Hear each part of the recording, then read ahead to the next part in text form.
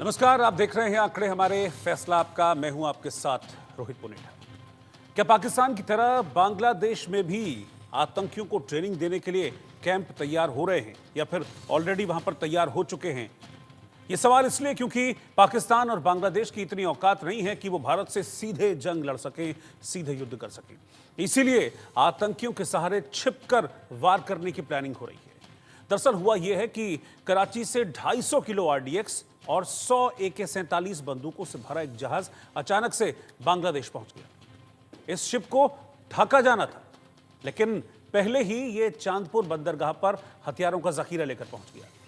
Cargo ship MV अल बखेरा पर मवेशियों के चारे के बीच आरडीएक्स यानी कि बम बनाने का सामान और AK-47 और न जाने कितना गोला बारूद यहां पर छिपाकर रखा गया था। इस खबर के सामने आते ही भारत की सुरक्षा एजेंसियों के कान खड़े हो गए, क्योंकि इतने आरडीएक्स का बांग्लादेश में काम क्या है, क्या करना है? अगर कोई कंसाइनमेंट है, पाकिस्तान से अगर ले रहा है कुछ बांग्लादेश कंसाइनमेंट, तो भाई वो चारे में छिपा के क्यों लाया जा रहा है? सवाल यही उठ रहा है कि क्या पाकिस्तान की शह पर या पाकिस्तान के हथियारों से बांग्लादेश भारत के खिलाफ युद्ध की प्लानिंग कर रहा है? आज इसी पर एक बड़ा सर्वे मैं लेकर आपको दिखाऊंगा, इस सर्वे को, और इस सर्वे में सवाल क्या है और सवाल के नतीजे क्या हैं वो भी मैं आपको बताऊंगा। लेकिन बहुत सारे सवाल इस जहाज को लेकर, इस शिप को लेकर खड़े हो रहे हैं। एक बहुत बेसिक सी बात है, पिछले दिनों इस तरह की खबर सामने आई थी कि पाकिस्तानी आर्मी आएगी और जो बांग्लादेश है वहां पर सेना को ट्रेनिंग देगी।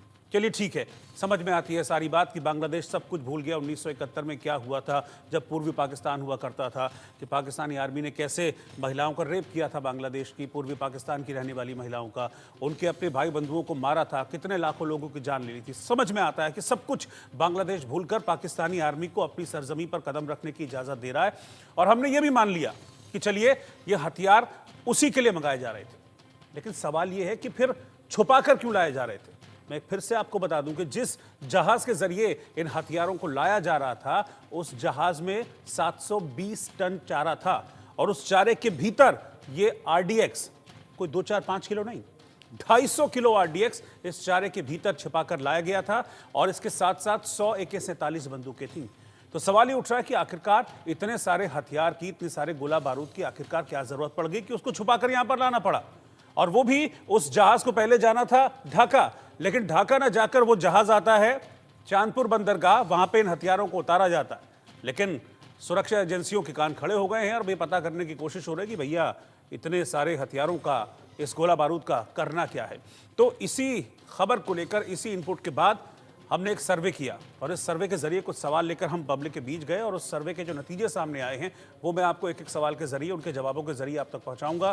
पूरा पैनल एक्सपर्ट्स का मेरे साथ मौजूद रहेगा, लेकिन पहले मैं अपना सर्वे का सवाल बताता हूं, उसका जवाब फिर मैं अपने पैनल से आपको इंट्रोड्यूस करूंगा। मेरा सर्वे का पहला सवाल था कि कराची से 250 किलो आरडीएक्स और 100 AK-47 से भरा जहाज बांग्लादेश पहुंच गया है। क्या यह भारत के लिए चिंता की बात है? 85% लोगों ने कहा कि हां, यह भारत के लिए चिंता की बात है, क्योंकि यह एक प्रॉपर चैनल के थ्रू नहीं आ रहा है, यह छुपा के लाया गया है, इसको चारे के बीच छुपा के लाया गया है, इसलिए चिंता की बात है, भारत के लिए खतरे की बात है। 14% लोगों ने कहा कि नहीं, कोई चिंता की बात नहीं है, भारत सक्षम है अपने आप में, ये चोरी छिपे भी अगर कुछ करने की कोशिश करेंगे तो उसका भी मजबूती से जवाब देने में भारत सक्षम है। 1% लोगों ने इस पर अपनी कोई भी राय जाहिर नहीं की है। इस सर्वे का अगला सवाल था मेरा कि आरडीएक्स और AK-47 को जहाज में मवेशियों के चारे में छिपाकर क्यों लाया गया, किस मकसद से लाया गया, यही मेन सवाल है। 40% लोगों ने कहा कि भारत में आतंकी हमलों की प्लानिंग कर रहे हैं पाकिस्तान और बांग्लादेश मिलकर।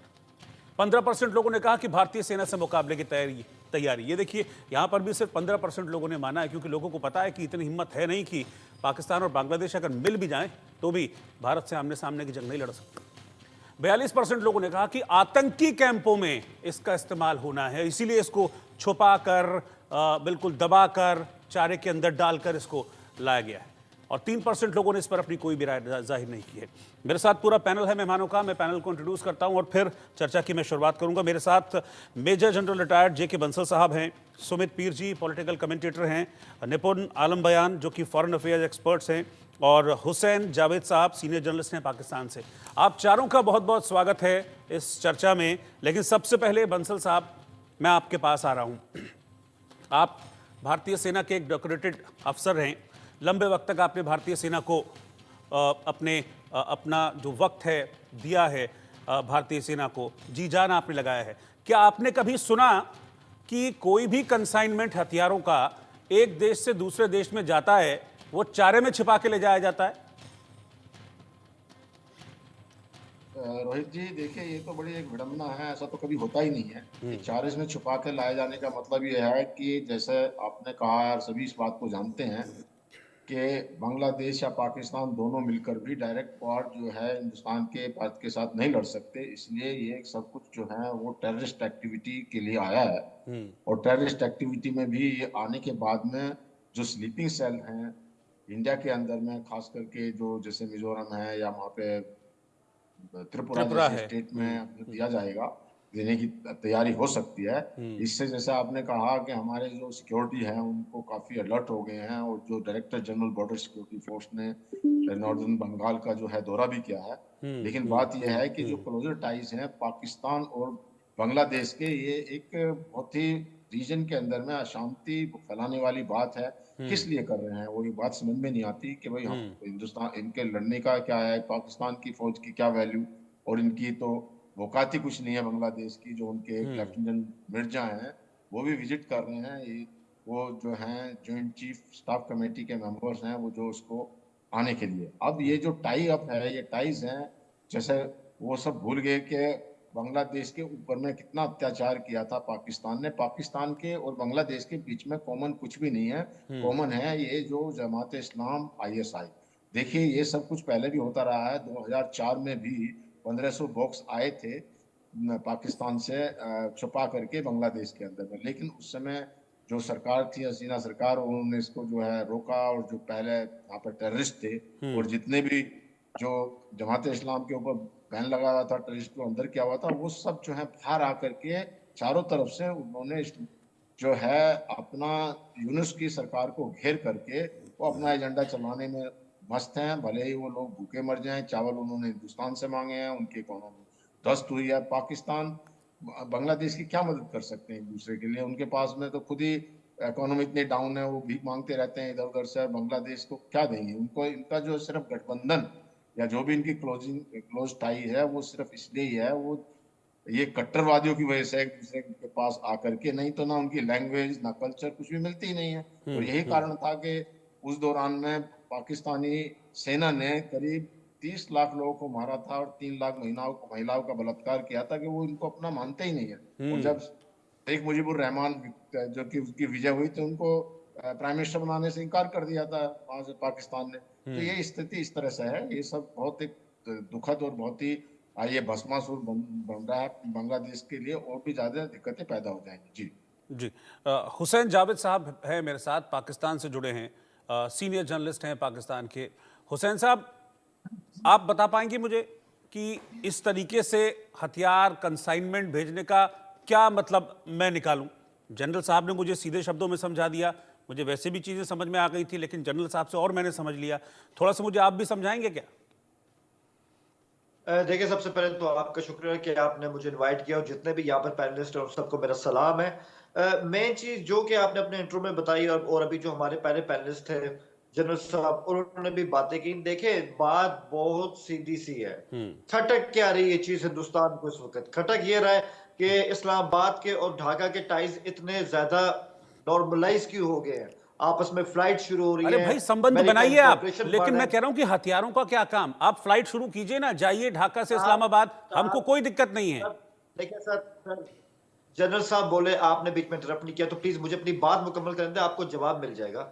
मैं सिर्फ ये कह रहा हूं कि देखें, टाइज हमारे बेहतर हो रहे हैं, क्योंकि हिंदुस्तान ने अपना स्ट्रेटेजिक असासा बांग्लादेश में खो दिया, जो कि थी हसीना वाजिद। हिंदुस्तान से गलती क्या हुई?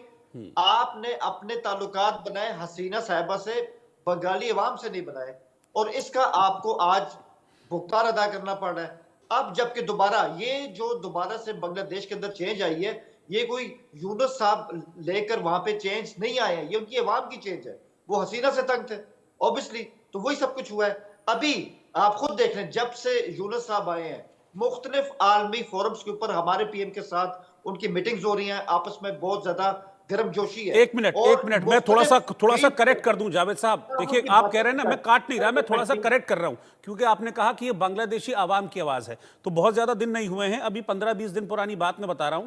बांग्लादेश में, हिंदुस्तान में नहीं, बांग्लादेश में सर्वे हुआ, और बांग्लादेश में सर्वे में जो नतीजा आया उसमें 97% लोगों ने कहा कि यह गलत हो रहा है हिंदुओं के साथ यहां पे, और उन 97% लोगों में 91.2 मुसलमान थे बांग्लादेश के, जिन्होंने इस बात को माना कि वहां पर जो हो रहा है गलत हो रहा है।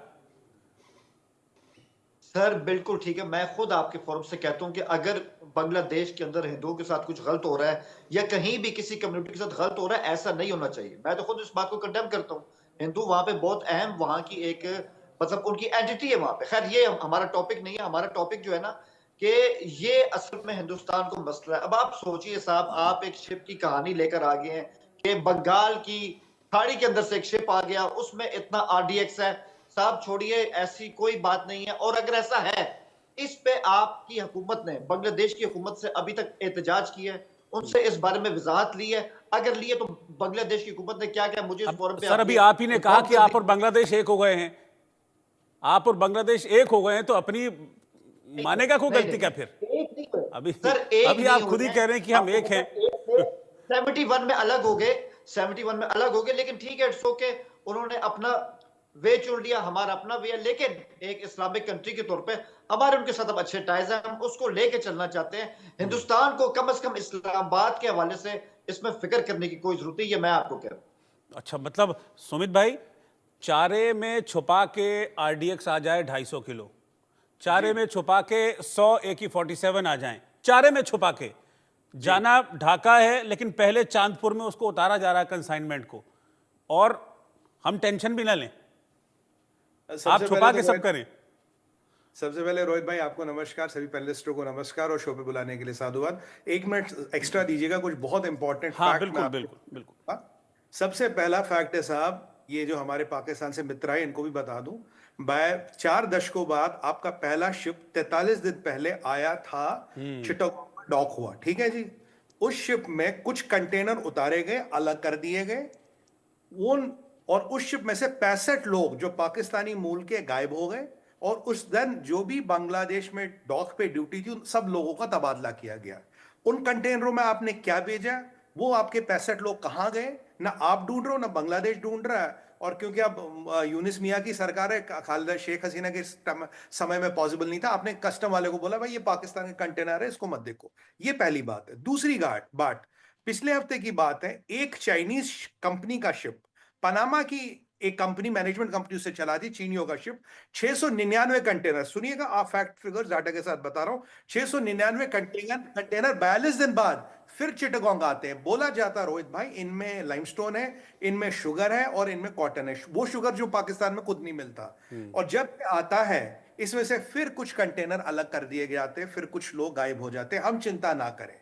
तीसरी बात, चिटगांव है हिंदू डोमिनेटेड एरिया। चौथी बात, D8 की समिट होती है टर्की में 10 दिन पहले, वहां शरीफ साहब और यूनिस मियां गले मिल रहे, कह रहे 1970 के सारे चीज बुला दो, आओ आपस में दोस्ती करते हैं। पांचवी बात सॉरी, हिजबुल तहरीर का चुना हुआ बंदा यूनिस मियां ले जाते हैं अमेरिका में, कहते हैं इस लड़के ने सारा कर्म कांड कराया है, इसने ये सारा जो प्रोटेस्ट था सब इसका ब्रेन चाइल्ड है, एवरीथिंग वाज ऑर्गेनाइज्ड, ये सारा ऑर्गेनाइज था। और ये बंदा हिजबुल तहरीर का, आपके यहाँ हिजबुल तहरीर है, आपके यहाँ आईसिस है, आपके यहाँ ये जितने भी जमाती वालों को सबने आपने छोड़ दिया, सारे संगठन आपके खुले घूम रहे। और अब की बार इन्होंने, बांग्लादेश ने पाकिस्तान से ऑफिशियली 2.5 गुना ज्यादा हथियार, तोप के गोले और असला मंगाया। मैं पूछता हूं, इन 5 चीजों के बाद क्या आप हमें कहते हैं कि हमें चिंता की जरूरत नहीं? और अब ये जो दूसरा हथियार आ रहा, और आज आपको एक और बार बता दूं, सुनो मेरे भाई सुनो, और ये मैं आपको कहोगे तो विद प्रूफ बता सकता हूं, खालिदा जिया जेल से निकलती है, क्या ये गलत है? मैंने एक यूट्यूब चैनल पे वो डॉक्यूमेंट भी दिखाए थे। क्या ये गलत है? आपके डिफेंस अटैची, आपके हाई कमिश्नर मिले थे बांग्लादेश के आर्मी चीफ से, एक सीक्रेट मीटिंग हुई थी। क्या ये गलत है? आपके हाई कमिश्नर मिले थे खालिदा जिया के घर पे, 5 दिन हुए थे उन्हें जेल से निकले हुए। क्या ये डॉक्यूमेंट गलत है? जो पेपर अभी सोशल मीडिया पे है, आपने एक चोरी छुपे कंसाइनमेंट मंगाई पाकिस्तान से, बोला इन्हें जमातियों के हाथ देंगे हिंदुओं का नरसंहार करने के लिए और भारत के खिलाफ यूज करने के लिए। क्या ये गलत है कि पाकिस्तानियों का वीजा टू बांग्लादेश जो मिल रहा 5 गुना बढ़ गया है? भाई ऐसी क्या मित्रता बन गई, ऐसा कैसा व्यापार हो गया है? देखिए हमें सारी चीजें समझ आती है। अगर आप बोलोगे मैं 1 घंटा एक एक करके लाइन बाय लाइन बोल सकता हूं, एक एक डाटा फैक्ट वगैरह के साथ बोल सकता हूं। मैंने आपके सामने 8 सवाल रखे विद डेट, टाइम और नंबर। बताइए इनमें से क्या गलत है और आप कह रहे हैं कि अब ये जो आज रोहित भाई बता रहे हैं ये नया कांड है। तो ये जो आप रोज नए कांड कर रहे हैं, ये जो आपने आतंकवादियों को छोड़ दिया, ये जो आपने 2000 जिहादियों को छोड़ दिया बांग्लादेश में, जो आप पीछे हमारे आसाम में एक मंदिर का रिपेयर हो रहा है, बांग्लादेश बॉर्डर गार्ड की औकात इतनी है, वहां आगे कह रहे हैं आप मंदिर का रिपेयर नहीं कर सकते रोहित भाई, ये डॉक्यूमेंटेड चीज है। और एक और फैक्ट बता दूं, आज नेशनल टीवी पे 80% लोग मालिक बांग्लादेश में कुपोषित है, कुपोषित। अभी ये नंबर आ गया है करीब 50-55% पे इंडिया के हेल्प के कारण। अभी आपने हमसे चावल मांगा और डिस्काउंट मांगा, हमने बोला एलसी तो दे नहीं सकते, बोला कोई बात नहीं साहब सोना ले लो हमसे। मतलब ये जो कुपोषित जहादी और कुपोषित आर्मी को लेके क्या भारत की चढ़ाई करिएगा, क्या दिल्ली जीतिएगा, क्या किस ख्वाब में रहते हैं वहां भाई साहब? ये ख्वाब देखना छोड़िए, शेख चिल्ली के अपने सपने देखना छोड़िए। अगर भारत की तरफ रुख किया तो भैया आओगे तो टांगों पे, अब जाओगे कैसे उसकी गारंटी मैं नहीं लेता। मैं अपनी बात को यहां विराम देता हूं। ठीक है, निपुण जी से एक रिएक्शन। निपुण जी, कुछ पकड़ा है क्या? क्योंकि एक के बाद एक कई चीजें हो रही हैं, इतनी सारी चीजें तो अभी सुमित भाई ने बताई। अभी आपको याद भी होगा कुछ वक्त पहले एक म्यूजिकल नाइट हुई थी बांग्लादेश में, ढाका में आर्मी के स्टेडियम में म्यूजिकल नाइट हुई थी। खैर म्यूजिकल नाइट बताना मेरा मकसद नहीं है, मेरा मकसद ये कि उस म्यूजिकल नाइट में पाकिस्तानी सिंगर्स भी स्टेज पर थे, बांग्लादेश के अधिकारी भी स्टेज पर थे, पाकिस्तान के कुछ डिप्लोमेट्स भी स्टेज पर मौजूद थे और वहीं से नारे लग रहे थे शेख हसीना को फांसी दो, फांसी दो। ये खुला सब कुछ वहां पर चल रहा है। कहते हैं ना खुला खेल हैदराबादी, वही चल रहा है वहां पर इस वक्त। देखिए एक तो पहली बात तो मुझे ये है कि अभी देखिए चारे में छुपा कर लाए हैं और कहां से पाकिस्तान से बांग्लादेश गया है। छुपा कर लाना समझ रहे हैं? जब कोई चोरी करता है तमाम तरह का उसके अंदर डर होता है, और मैं कहता हूँ ये डर अच्छा है, ये डर अच्छा है, ये होना भी चाहिए। डर इंडियन नेवी का डर होना चाहिए, उसी डर से छुपा छुपा के लाए हैं। दूसरी बात क्या है कि देखिए होता क्या है, पाकिस्तान हो या बांग्लादेश हो, वर्तमान का बांग्लादेश, पूरा बांग्लादेश नहीं, वर्तमान का बांग्लादेश। देखिए पाकिस्तान हमसे 4 बार लड़ाइयाँ लड़ा और 1989 से प्रॉक्सी वॉर लड़ रहा है। उसके हाथ आज तक कुछ लगा नहीं और हमेशा क्या हुई, किरकिरी हुई है। वो ये चाह रहा है कि बांग्लादेश में भी हमें प्रॉक्सी वॉर स्टार्ट करें, 2 बॉर्डर से भारत के ऊपर क्या है एक प्रॉक्सी वॉर हम लोग स्टार्ट कर दें। जो सपना है इनका 1972 से to bleed India with 1000 cut, वो सपने को हम साकार करें। लेकिन देखिए पाकिस्तान इस बात को भूल जाता है कि जो देश या जो व्यक्ति दूसरों के लिए गड्ढा खोदता है ना, वो उसमें खुद गिरता है, चाहे वो बलूचिस्तान हो, चाहे खैबर पख्तूनख्वा हो। और आपको मैं जानकारी दूं, आज की खबर ये आ रही है कि तालिबान एक बड़ा हमला पाकिस्तान पे करने वाला है, जो इन्होंने भी स्ट्राइक किया था अफगानिस्तान के ऊपर, उसका रिवेंज लेने के लिए, बदला लेने के लिए। ये वही तालिबान है जिसको सपोर्ट किया था, जिसको ये मुजाहिदीन बोलते थे, ये वही मुजाहिदीन से निकला तालिबान है जो आज इनकी नाक में दम करने को तैयार है। तो जो इन्होंने हमारे लिए कोशिश की वो इनके लिए ही, और आज ये जो बांग्लादेश के कट्टरपंथियों को सपोर्ट कर रहे हैं, आप मान सकते हैं, विश्वास कर सकते हैं कि क्या वो हमको ही टारगेट करेंगे? ये उनको ही नरक बनाएंगे, इनका ही क्या बनाएंगे। जो ये पाकिस्तान की बात करते थे, जन्नत की बात करते थे, उसको जहन्नुम बनाएंगे। लोग खुद अपने आप मिलकर क्या कर रहे हैं, जहन्नुम बना रहे हैं। और जो पाकिस्तान के बारे में हमेशा बोलता हूँ कि हमें तो उन्होंने लूटा, पाकिस्तान को बर्बाद करने में पाकिस्तान का ये हाथ है। और देखिए कितनी बेशर्मी से बातों को बोला जाता है, कहते हैं कि उनसे हमारे संबंध अच्छे हो रहे हैं। अरे संबंध अच्छे थे कब? खराब किसने किए थे? आपके साथ ही था वो। करीब आप देखिए भाई 23-24 साल आपके साथ रहा, फिर आपसे अलग हुआ, आपने ही तो उनकी इंसल्ट की, बेइज्जती की। कितनी बेइज्जती की, बंसल साहब ने पूरा रिकॉर्ड पे चिट्ठा बताई दिया इनको कि कितने लोगों को तुमने मारा। जिनको तुम साथ बिठाना पसंद नहीं करते थे, तुम ये कहते थे कि इन बंगालियों की नस्ल खराब है, हम इनकी अगली नस्ल ठीक कर देंगे। और नस्ल ठीक करने के लिए आपने आर्मी से वहां पर कर्नल टिक्का खान ने ऑपरेशन सर्च लाइट के माध्यम से सो कॉल्ड वहां पर आपने रेप करवाया महिलाओं के साथ में। और आप ये बात करते हैं कि संबंध अच्छे हो रहे हैं। क्या संबंध अच्छे हो रहे हैं? एक डेमोक्रेटिक गवर्नमेंट है और कहते हैं कि शेख हसीना को वहां की जनता ने गिरा दिया। जनता नहीं थी वो, जमात इस्लामी के सो कॉल्ड गुंडे कट्टरपंथियों ने सरकार गिराई। अगर वाकई में जनता स्वीकार करती है शेख हसीना को हटाना, तो इलेक्शन करवाने की आप बात कीजिए, पाकिस्तान बोले, पाकिस्तान बार बार कहे। और दूसरी बात, इतनी भी शर्म नहीं है कि मोहम्मद यूनुस कह रहे हैं कि भैया 1971 की गलती मान लो प्लीज, उसको मामले को सुलझा लो, कि एक बार सॉरी बोल दो। शहबाज शरीफ का इतना ईगो, पाकिस्तान का इतना ईगो, वो माफी मांगने को तैयार नहीं कि हमने 71 में जो किया। और मुझे तो आश्चर्य हो रहा है, मोहम्मद यूनुस इतने पागल क्यों हो रहे हैं? मतलब देखिए, कोई देश आपके ऊपर जो अत्याचार किया उसका माफी मांगने को तैयार नहीं है, और आप उसके गिड़गिड़ा हैं, प्लीज संबंध अच्छे कर लो, प्लीज संबंध अच्छे कर लो। व्हाट है, ये हो क्या रहा है? ये तो खुद सबको दिख रहा है। और रही बात, हमारी सेनाएं, चाहे वो नेवी हो, आर्मी हो, तमाम तरह के तैयार है। तभी हम डिप्लोमेटिक तरीके से काम करें। हमको पता है कि ओछा चढ़ा बाजे घना, जितने हल्के होंगे उतने हल्ला करेंगे, आवाज करेंगे। 89 से हम लड़ रहे हैं इनसे, हमें कोई आपत्ति नहीं, हम लड़ लेंगे, हम तैयार हैं। हमारी सेना के चीफ ने कह दिया था कि we are ready for the ढाई बॉर्डर, ढाई फ्रंट जो वॉर के लिए हम रेडी हैं। तो हम तो पहले से रेडी हैं, हमें कोई तनाव की दिक्कत नहीं है। लेकिन ये डर अच्छा है कि छिप के आ रहे हैं, स्वीकार नहीं कर रहे हैं, ये डर अच्छा है। ठीक है, डर अच्छा है। मैं एक रिपोर्ट भी आपको दिखा देता हूं पूरी, कि एग्जैक्टली वहां पर हुआ क्या, क्या उसमें मिला, कैसे चारे में छिपा कर लाया गया था। एक रिपोर्ट पूरी तैयार की है, वो रिपोर्ट जरा मैं पहले आपको दिखाता हूं। उस रिपोर्ट के बाद फिर सर्वे का अगला सवाल, और फिर मैं आप लोगों के पास लौटता हूं। उस रिपोर्ट को चलाइए जरा।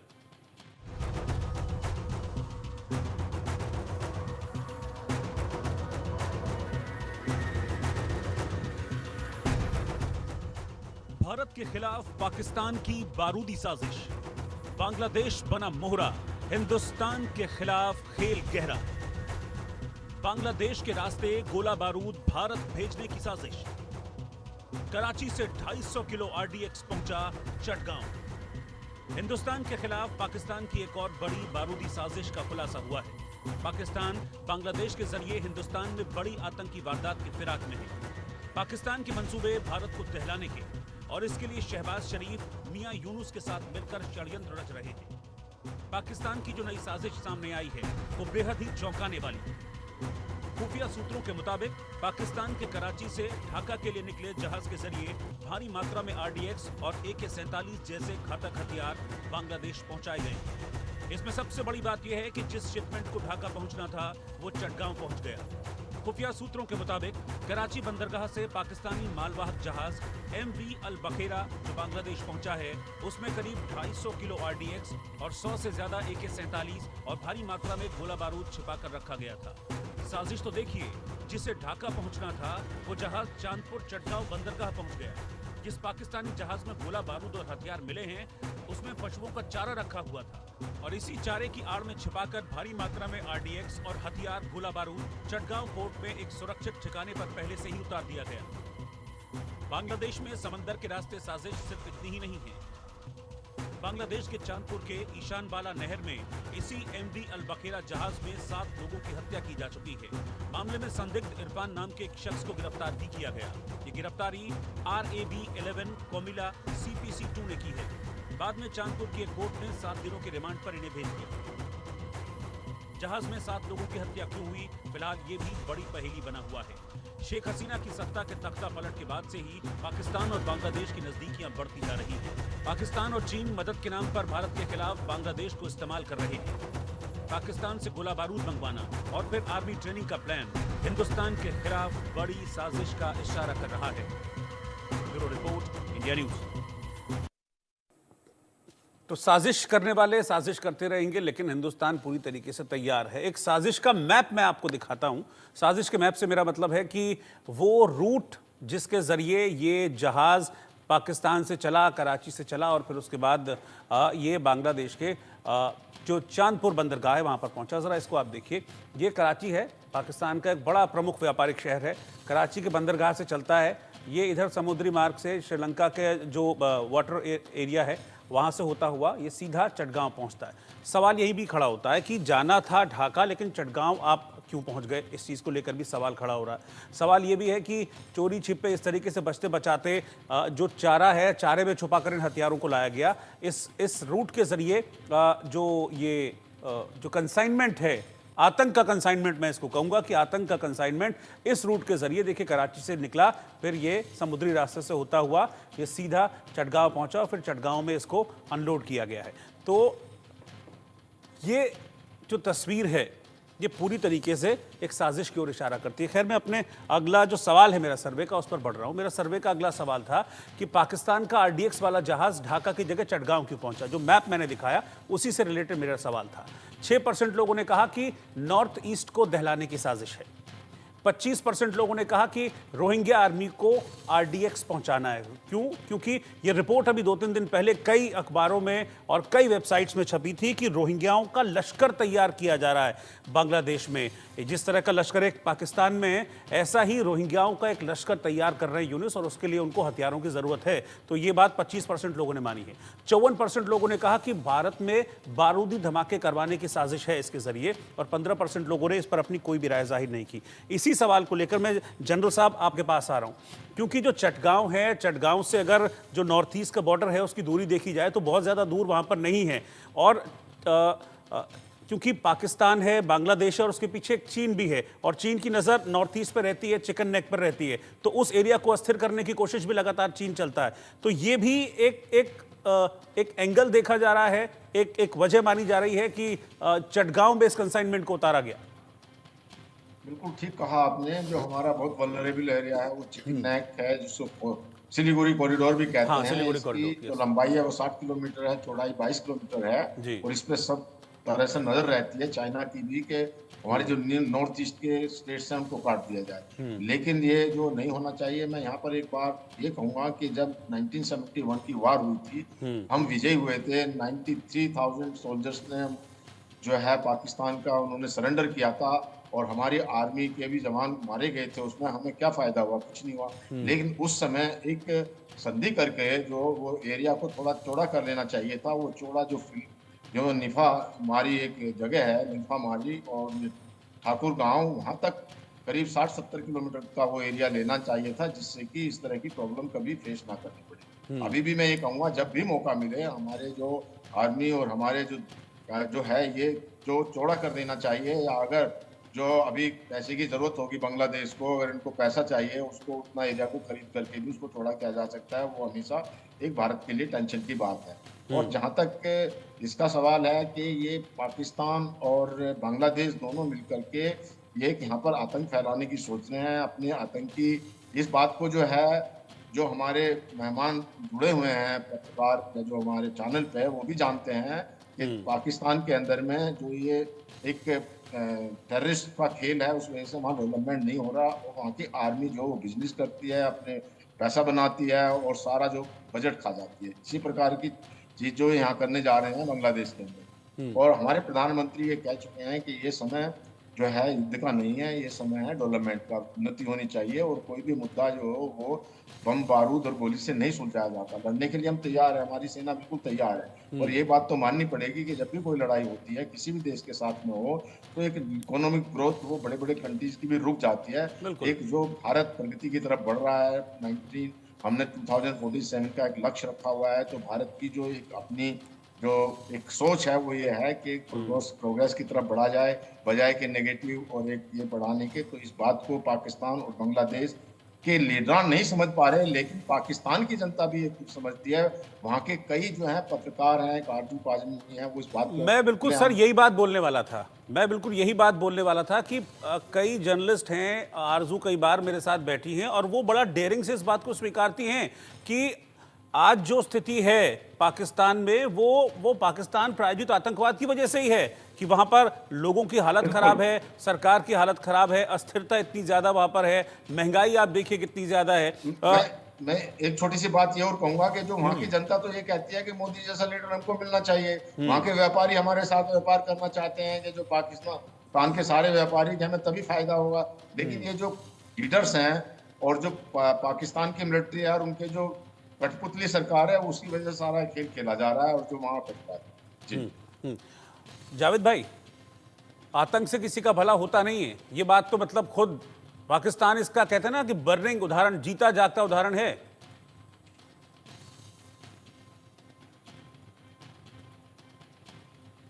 सर आप अनम्यूट कर लीजिए, जावेद भाई अनम्यूट कर लीजिए खुद को, आपका शायद म्यूट है,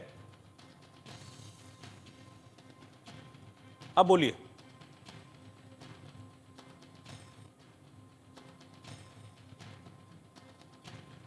नहीं जावेद भाई, आपकी आवाज नहीं आ रही है, आपका शायद ऑडियो में कुछ इशू है, एक बार चेक कीजिए, क्या आप म्यूट तो नहीं है सुन कहीं? पा रहे हैं आप? अब आ गई, अब आई, बोलिए बोलिए। ओके, ठीक है सर। सर मेरी सबसे पहले आपसे एक विनती है कि मैंने सबको सुना है, मुझे कम से कम आप 2 मिनट देंगे। हाँ ठीक, उसमें मुझे बोलिए। इंटरप्ट मत कीजिए, बोलिए। क्योंकि बहुत सारे सवाल हैं, मैं एक एक लाइन में सबका जवाब देना चाहता हूँ, उसके जी। बाद आप फिर संभाल लीजिएगा। सर सबसे पहली बात तो ये है कि जनरल साहब ने भी कहा कि जी हमारे अवाम ये चाहते हैं कि मोदी जैसा लीडर यहाँ पर हो।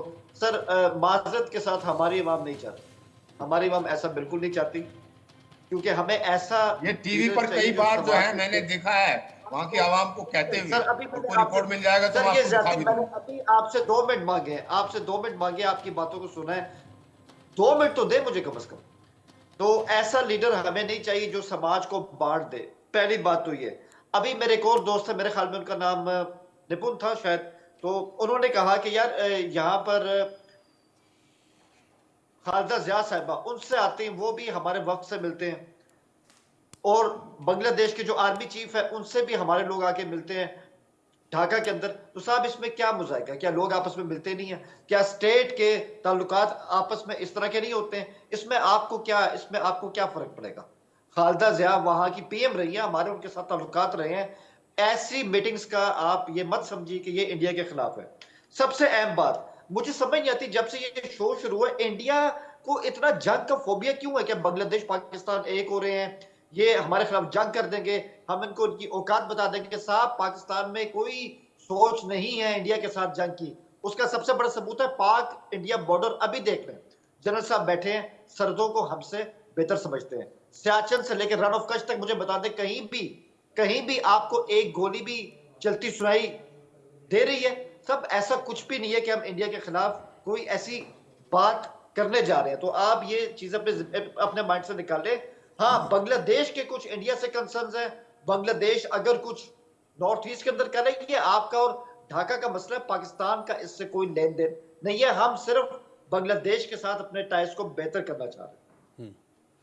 नहीं, आप ये कह रहे हैं कि सब शांति है बॉर्डर पर, कौन से बॉर्डर पर शांति है? लगातार पाकिस्तान जो है कितनी बार पाकिस्तान जो है सीज फायर का उल्लंघन कर रोज चुका आते हैं, है, मारते कितनी हैं बार? हिंदुस्तानी, हम लोग उनको मारते हैं रोज। जी। सर बोलिए, आप बोलिए। सर कहाँ मारते हैं? आप भी जानते हैं कि आपका जो टूरिस्ट है वो कश्मीर के बॉर्डर पर आ रहा है, हमारे भी आ रहे हैं, व्लॉग बन रहे हैं, कहीं भी कुछ नहीं हो रहा। सर आप मुझे आज की तारीख में बता दें, मैंने आपके सामने खुला रखा है, रन ऑफ कच्छ से लेकर सियाचिन तक मुझे देखिए, बता आपकी दें। शायद नॉलेज पंजाब नहीं है, अभी कहीं कोई पिछले गोली चल रही 4-6 है इंडिया महीने के पाकिस्तान अंदर के में बीच? बहुत टेररिस्ट घटनाएं बढ़ी हैं और हमने जो उनको न्यूट्रलाइज किया है वो रिकॉर्ड पर है सब कुछ। ऑन रिकॉर्ड है सारी चीजें जावेद भाई, सारी चीजें ऑन रिकॉर्ड है। जो आप कह रहे हैं ना कि ये जो कश्मीर में आतंकवाद है, पाकिस्तान प्रायोजित आतंकवाद है, वो कौन वहां से आतंक, पीओके में क्या चलते हैं, कितने ट्रेनिंग कैंप्स पीओके में चलते हैं, बताइए। सर्जिकल स्ट्राइक जब हुई थी तो सारी चीजें खुल के सामने आ गई थी ना कि पीओके में कितने वहां पर जो कैंप्स है वहां पर चल रहे हैं। आप लोग तो कसाब को भी नहीं मानते थे कि हमारा नागरिक था। आप ये बात नहीं समझ रहे। मैं आपसे इंडिया पाकिस्तान बॉर्डर के ऊपर बात कर रहा हूं कि हमारे दरमियान बॉर्डर के ऊपर किसी किस्म की टेंशन नहीं है। ये बात तो सही है कि आपके यहाँ हमारे खिलाफ साजिश होती है, और हमारे हाँ, इसका भी जवाब है, क्योंकि आप लोग क्योंकि आईएसआई की तरफ से प्रॉक्सी वॉर लड़ा जा रहा है, छद्म युद्ध बोलते हैं ना, छद्म युद्ध। सुमित भाई आप आइए, आप कुछ कहना चाह रहे हैं शायद। जी, मैं इसी में जो हमारे मित्र पाकिस्तान से कह रहे 2-3 चीजें इनको बता दूं। पहली बात यह है कि आपकी फौज के पास 3 दिन का असला बारूद आज के डेट में है, तो सोच समझ के खर्च करना पड़ेगा। और ऐसा ना हो 3 दिन बाद बंदूक दो पर गोली ना हो, मतलब टिफिनों पर उसमें रोटी ना हो, परिस्थिति है। दूसरी बात, आप बिजी है ड्यूरियन लाइन पे। आपने अफगानिस्तान में बरमाल में बच्चों और लेडीज को मारा है, 46 लोग आपने मारे हैं। तहरीक तालिबान ने आपके 4 दिन पहले 16 सिपाही, कल रात को 8 सिपाही और मारे और बड़े हमले करने की तैयारी करा। अफगानी तालिबान आपको धमकी दे चुका है, वो कहता हम ड्यूरियन लाइन मानते ही नहीं। आपके बलूचिस्तान में हालत खराब है, जो आपकी 2 बड़ी छावनी और 2 बड़ी क्रॉसिंग है, उसके अलावा खैबर पख्तूनख्वा में और बलूचिस्तान में आपके पास कुछ नहीं है।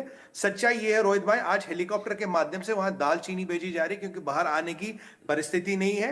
और ये यूएस इंटेलिजेंस की रिपोर्ट है, ये यूएस इंटेलिजेंस को कोट कर रहा हूं, स्टेट डिपार्टमेंट को। उनकी रिपोर्ट है कि अभी जो केपी के और बलूचिस्तान है वो लगभग पाकिस्तान के हाथ से गया। और उन्होंने ये भी कहा है कि 2023 से 2024 तक जो पाकिस्तान की फौज की मृत्यु हुई है या अनफॉर्चुनेटली डेथ हुई है वो डबल हुई है, और उनमें से 97% मौतें केपीके और बलूचिस्तान में हुई है। ये जो आपके आईएसपीआर के जनरल साहब थे वो कह रहे थे कि भाई हमने वहां से आतंकवाद को समर्थन मिल रहा था इसलिए हमने वहां जाके उनके यहाँ सर्जिकल स्ट्राइक की। आप सर्जिकल स्ट्राइक उसके यहाँ करते हो जहाज वहां बेचते हो जिसके एयर डिफेंस नहीं है।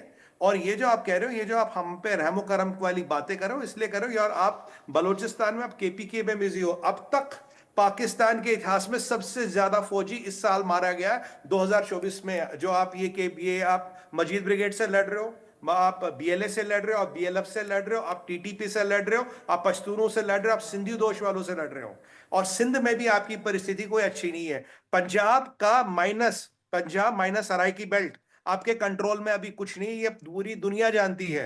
और जब आप वहां से फुर्सत में आओगे तो यहाँ आते हैं ना आप, ये ना सोचिए कि हम शांति कर रहे हैं। और आपको मैं बता दूं, बांग्लादेश में रोहित भाई क्या हो रहा है कि एक मिडिल ईस्ट के स्टाइल का टेररिज्म डेवलप करने का कोशिश कर रहा है पाकिस्तान और आईएसआई। देखिए हिजबुल तहरीर वाले ऑलरेडी बैठे, जमाते वाले ऑलरेडी बैठे, सुमित भाई 1 मिनट आपको रोक रहा हूं। अभी आप आईएसपीआर की बात कर रहे थे, तो आईएसपीआर को लेकर ही एक ब्रेकिंग न्यूज आ रही है। आईएसपीआर की तरफ से जो डीजी हैं वो भारत को गीदड़ भभकी दे रहे हैं। वो ब्रेकिंग न्यूज जरा मैं आपको दिखा दूं। पाकिस्तान की तरफ से गीदड़ भभकी दी गई है। आईएसपीआर के डीजी हैं अहमद शरीफ, उनका एक बयान सामने आया है और वो कह रहे हैं कि पाकिस्तान आक्रमण का जवाब देने के लिए तैयार है। पाकिस्तानी सेना के आईएसपीआर की तरफ से धमकी दी गई है। अहमद शरीफ कश्मीर का फिर से राग अलापते हुए दिखे हैं और भारत पर एलओसी पर संघर्ष विराम तोड़ने का आरोप लगा रहे हैं। सोचिए, उल्टा चोर कोतवाल को डांटे वाली स्थिति हो गई है कि किसने एलओसी पर संघर्ष विराम का उल्लंघन किया है, कितनी बार किया है, ये सब जानते हैं। लेकिन भारत पर एलओसी का संघर्ष विराम तोड़ने का आरोप लगाते हुए कह रहे हैं कि पाकिस्तान हर आक्रमण का जवाब देने में सक्षम है। पाकिस्तानी सेना के propaganda wing inter service public relations ने ये भारत को धमकी दी है। अभी जावेद साहब आप कह रहे थे देखिए कुछ नहीं हो रहा, ये देखिए क्या हो रहा है। वो तो कह रहे हैं कि हाँ वो क्या कह रहे हैं रोहित भाई देखिए, यहाँ एक आप बोल रहे थे 4 दिन पहले इन पे अमेरिका ने प्रतिबंध लगाया साहब। इनके बैलिस्टिक मिसाइल पे प्रतिबंध लगाया, इनका डीआरडीओ का पैरेलल वहां पे सीडीसी उस पे प्रतिबंध लगाया, 4 कंपनियों पे प्रतिबंध लगाया। इनसे चाइना ने हाथ धो लिया क्योंकि चाइना से सेकंड न्यूक्लियर स्ट्राइक लेने का हिसाब किताब बना रहे थे। वो मामला खुल के आ गया, चाइना ने हाथ जोड़ लिया, भैया हम नहीं देंगे। अब इनके यहाँ जो अभी इन्फ्लेशन है 800% गैस की कीमतें बढ़ी है, 70-80% हर चीज की कीमतें बढ़ी। इनका फाइनेंस मिनिस्टर 8 दिन पहले कहते हैं ये जितनी भी महंगाई है आईएमएफ के कारण है। भैया आईएमएफ से तो तुम पैसे लेने जाते हो ना, उससे काफिर महंगाई कह दिया, हमने कुछ नहीं किया है, ये आईएमएफ के काफिरों के कारण महंगाई है। आईएमएफ ने आपसे बिलियन बजट मांगा है, बोला चाइना को जो 1.5 बिलियन देना वो डिले करा दो। सऊदियों से बोलो 2.5 बिलियन तुम्हें नहीं देंगे, और जो आपने 15,000 लोग को सरकारी नौकरियों से निकाला, 5 मिनिस्ट्रियां घटाई। अब जब आप हर तरफ से आपकी आर्मी पिट रही है, ठुक रही है, कल भी आपके एक मेजर और 6 सिपाही मारे तहरीके तालिबान पाकिस्तान ने। अफगानी तालिबान कह रहा मैं बदला लूंगा। बलोचिस्तान आपके हाथ में नहीं, मजीद ब्रिगेड आपके चुनिंदा चीनियों को चुन चुन के मारता है, बीएलएफ आपके लोगों को मारता है, यहां ये तहरीके तालिबान मार रहा है। तो अब आप क्या करें, अमेरिका का प्रतिबंध लग गया, चाइना ने हाथ खींच लिया, तो क्या कर लिया, याद आया कश्मीर। जब कोई चूरन नहीं बिकता आपके यहाँ, तो आपके एक चूरन है जो हमेशा बेचने की कोशिश करते हो, इंशाअल्लाह कश्मीर पे फतह करेंगे, कश्मीर पे ये करेंगे। मुझे बताइए, अगर कश्मीर आपके बस का होता, 4 बार आए तो थे कश्मीर लेने, मेरे जेब में रखा है क्या कश्मीर आके ले लो? अगर बस का तो आके ले लो, किसने रोका यार? हम तो नहीं बोलते हम करेंगे, जो हमने करना था हमने कर दिया, जो हमने 71 में कर दिया, आपका एक हिस्सा काट के अलग कर दिया ना 71 में। और प्रभु की इच्छा होगी तो फिर कुछ होगा बांग्लादेश में, टेंशन ना लीजिए आप। जब वक्त आएगा, मौका आएगा, हम करके दिखाते हैं। जब आपके यहाँ आपकी शासन प्रशासन फेल होता, लोगों के जूते पड़ते हैं, जब आलू प्याज नहीं मिलता, आटे और चावल का ठिकाना नहीं होता, शाम को क्या आता, तो साहब आपको कश्मीर याद आता, कश्मीर में ये करेंगे, एलओसी करेंगे। मालिक 3 दिन का एम्युनिशन है आपके पास, 3 दिन के एम्युनिशन से किस किस से लड़िएगा? ये जरा अपने मुनीर साहब को, डीजी आईएसपीआर को पूछिएगा, ये जितना बची कुछ इज्जत है बचा के रखिए, भारत से भिड़े ना तो भैया चौथे दिन वो बांग्लादेश वाला हाल हो जाएगा। लास्ट टाइम तो 93,000 फौज थी, अब की बार ऐसा ना हो पूरे पल्टनों और बटालियनों की बटालियन। ठीक है, मैं आ रहा हूँ जावेद जी, आपके पास आ रहा हूँ, फिर मैं निपुण जी के पास चलूंगा। बोलिए जावेद जी, क्या कहना बताइए। सर मैं इन साहब को इतना कहूंगा कि सर आप इतने गुस्से में क्यों है? मैंने तो पहले ही कहा था कि बड़ा मुस्कुरा के बोल रहे हैं, नॉर्मली ऐसे बात करता हूं जावेद जी, नॉर्मल ऐसे बात करता हूं। आप उनको देख नहीं पा रहे, मैं देख पा रहा हूँ, बड़ा मुस्कुरा के बोल रहे हूँ। बहुत नॉर्मल बात करता हूं सर, ये नॉर्मल स्टाइल है मेरा, गुस्सा आपने देखा नहीं है अभी जी। बोलिए अच्छा, बोलिए जावेद। नहीं नहीं, जो आप कह रहे हैं कि आके ले लो, कश्मीर के बारे में जो आप कह रहे हैं, आप कह रहे हैं कि 3 दिन का असला बचा है। सर आप थोड़ी सी डिफेंस स्ट्रेटजीज तो पढ़ लें। 98 ने चीज तय कर दी है, न्यूक्लियर पावर आप भी हैं, न्यूक्लियर पावर हम भी हैं। अब वो जो कन्वेंशनल वॉर है या वो एक लार्ज स्केल वॉर है, उसका टाइम जा चुका है। जनरल साहब यहाँ बैठे हैं, आप इनसे पूछ लीजिए। इतना मैं बताता हूँ। बड़े स्केल के ऊपर युद्ध अब नहीं होने जा रहा है इंडिया पाकिस्तान में, और उसकी कोई वजह भी नहीं है। सबसे बेस्ट फोरम होता है टेबल टॉक, उस पर हम अगर अपने मसले हल करें, आप भी करें हम भी करें, वही बेहतर है। तो ये अब इस बात को छोड़ दीजिए, 3 दिन का असला रह गया, 4 दिन का असला रह गया, ये बातें 1998 के बाद बेमानी हो चुकी है। अच्छा मुझे एक चीज बताइए जावेद भाई, मैं एक चीज पूछ रहा हूं, आप कह रहे हैं टेबल टॉक, किससे करें टेबल टॉक? क्या करें? आपके आपके नेताओं के पास आएंगे तो पीछे जनरल साहब खड़े हुए दिखेंगे। सरकार आपकी कोई पूरी अब तक हुई नहीं पाकिस्तान बनने के बाद से। सर, किससे टेबल टॉक करें, कैसे टेबल टॉक करें? आपके जर्नलिस्ट, फिर मैं कहूंगा, मेरी डिबेट में इस बात को मान के गए हैं कि भाई यहां पर जो सब कुछ होता है पीछे जनरल का डंडा रहता है। सर देखें, जब भी आपस में टॉक्स होती हैं दो स्टेट्स के बीच में, उसमें जर्नलिस्ट नहीं बैठते, उसमें मैं और आप नहीं बैठेंगे। उसमें दोनों मुल्कों की एस्टेब्लिशमेंट्स, दोनों मुल्कों की जो भी हुकूमत है वो बैठेगी, और बहुत कुछ हमारे और आपके बीच में बैकडोर होता है, ये आप भी जानते हैं, हम भी जानते हैं। कई ऐसे इश्यूज हैं जो हल के बिल्कुल पास जा चुके हैं, सिर्फ उन पर साइन करना बाकी है। तो हमें ये भी इसमें देखना चाहिए, गिलास हमेशा आधा खाली नहीं होता, आधा भरा हुआ भी होता है। होपफुल होगे, उम्मीद रखेंगे, आशा होगी तो कुछ होगा ना। अगर हम ये जिंगोज़म लेके चलेंगे कि हम आपको तबाह करने जा रहे हैं, खुदा के लिए दिल्ली अपने ज़हन से ये सोच निकाल दे कि इस्लामाबाद का ऐसा कोई प्लान नहीं कि हम आपको तबाह करें। हम आपके मुल्क की जो हकीकत है उसको मानते हैं। अब आगे चलें, अवाम का आप भी करें भला, अवाम का हम भी करते हैं। हम तो सर हमेशा ही भलाई की बात करते हैं, हम तो हमेशा ही टेबल टॉक्स के लिए हमेशा तैयार रहे। टेबल टॉक्स कितनी बार हुई? मैं एक छोटी सी बात कह रहा हूं, मैं एलओसी की बात कर रहा हूं। एलओसी पर कितनी बार टेबल टॉक्स हुई, कितनी बार बातचीत हुई कि भाई सीज फायर रहेगा, सीज फायर रहेगा, लेकिन कितनी बार सीज फायर तोड़ा गया? ठीक है, मैं निपुण आपके पास आ रहा हूं। मैं उससे पहले एक सर्वे, जरा मैं सर्वे का सवाल दिखाता हूं, पर उसका जवाब आपसे लूंगा। मेरा सर्वे का अगला सवाल था कि क्या पीओ की तरह बांग्लादेश में भी जो ट्रेनिंग कैंप है आतंकियों के, वो तैयार हो रहे हैं? 83% लोगों ने हाँ में जवाब दिया, 10% लोगों ने कहा नहीं, 7% लोगों ने कहा कह नहीं सकते। और इसका जो अगला जो सर्वे आखिरी सवाल है वो भी मैं आपको दिखाता हूं, फिर हम पूरी बातचीत करेंगे। क्या पाकिस्तान बांग्लादेश की जो औकात है भारत से सीधा युद्ध करने की नहीं है, और इसीलिए आतंकी तैयार कर रहे हैं? 90% लोगों ने हाँ में जवाब दिया, 6% लोगों ने कहा कि नहीं, और 4% लोगों ने कहा कह नहीं सकते। क्या यही सच है निपुण आलम बयान? छद्म युद्ध, प्रॉक्सी वॉर, सिर्फ इसीलिए? मैंने आपको पहले ही कहा था कि प्रॉक्सी वॉर 89 से इन्होंने स्टार्ट किया था, हालांकि 79 से स्टार्ट कर दिया था इन लोगों ने। इस प्रॉक्सी वॉर को कहा जाता है लो इंटेंसिटी वॉर। ये तभी कोई भी देश दूसरे देश के अगेंस्ट एक्सेप्ट करता है या इसको शुरू करता है जब वो ये मान लेता है कि मैं सामने वाले से डायरेक्ट वॉर में जीत नहीं सकता, तो मैं उसको वही ना, ब्लीड इंडिया विद 1000 कट, कि सामने जाएंगे तो हम हार जाएंगे, तो हम इस नीति से लेके चलते हैं। और अभी देखिए आपके चैनल पे जावेद भाई ने कहा कि हमारे पास वो कन्वेंशनल वॉर का तो रहा नहीं, न्यूक्लियर वेपन हमारे पास में है। जब न्यूक्लियर वेपन बोलते हैं तो न्यूक्लियर वेपन बोलते ही नॉर्थ कोरिया जैसी जो आवाज आती है ना बार बार, जिसको हम लोग बोलते हैं, अमेरिका बोलता है रोग स्टेट। रोग स्टेट वो होते हैं जिनको दुष्ट राज्य कहता है अमेरिका। मैं नहीं कह रहा हूँ, भारत नहीं कहता, अमेरिका बोलता है। अमेरिका ये बोलता है कि जो देश शुरू होते ही एटॉमिक वेपन की बात करने लग जाएं। आप देखिए रशिया यूक्रेन का वॉर इतने दिनों से चल रहा है, लेकिन अब तक भी वहां पर न्यूक्लियर वेपन की बात नहीं हुई है, कन्वेंशनल वॉर ही हो रहा है। इजराइल और हमास, हिजबुल्ला, सबको इजराइल ने ठिकाने लगाया, लेकिन अब तक उसने एटॉमिक वेपन की बात नहीं की है।